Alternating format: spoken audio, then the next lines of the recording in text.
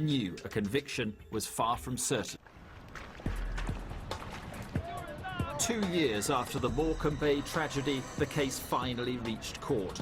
In the months leading up to Lin Liang Ren's manslaughter trial, many survivors had been warned not to testify against him. And having lost the witnesses once already, the police weren't taking any risks.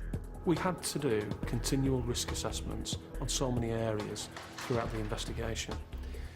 The Chinese witnesses who were intending to give evidence were naturally putting themselves and the families in danger, because these big criminal organisations could have, if they've wanted, have caused lots of problems with the families.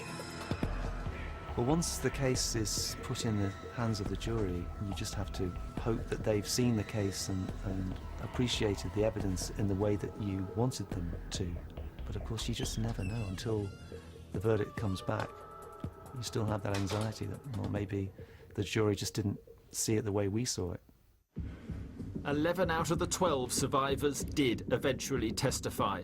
Ren was found guilty of manslaughter and facilitation of illegal immigrants. He was sentenced to 14 years. The British dealers whom he had been supplying were exonerated of any blame in the tragedy. Don't worry, I trust you. I always think at this time it can never replace their loved one, but I hope that they see that we care, that the criminal justice system has worked, and I hope it just gives them any crumb of comfort that it possibly can. As the clerk read out each charge of manslaughter and the foreperson said guilty, you know, it was really an emotional time, and particularly when you remember all the difficulties with this particular case. For the survivors who had testified against Ren, the feelings were mixed. They'd all been granted temporary asylum in the UK, but they remained fearful of reprisals.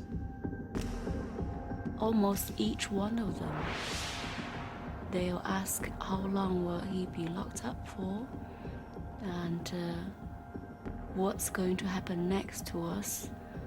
Will Ren be let out soon? Will we be in danger? Those were very common questions from each one of them.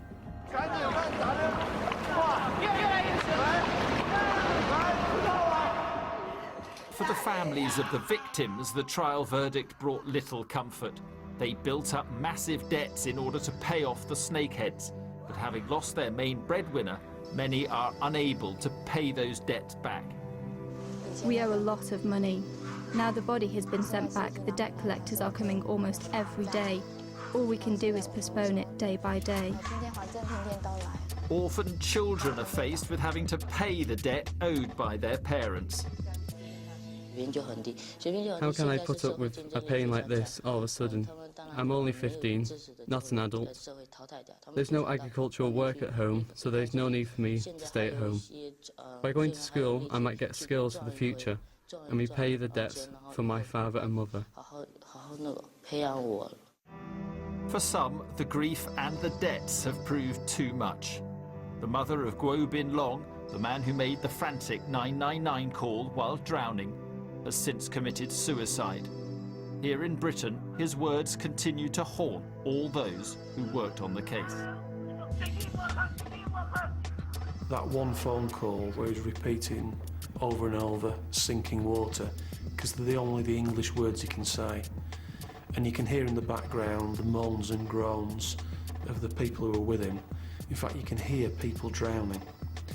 You just feel helpless, the fact that you couldn't help him because you couldn't understand what he was saying or where he was.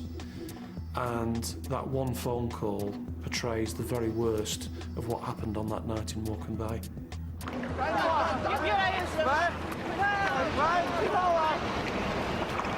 The whole implication, the impact becomes stronger on me each time when I heard the very word Morecambe or cockle. My body reacts differently. It sometimes just shuts me down completely.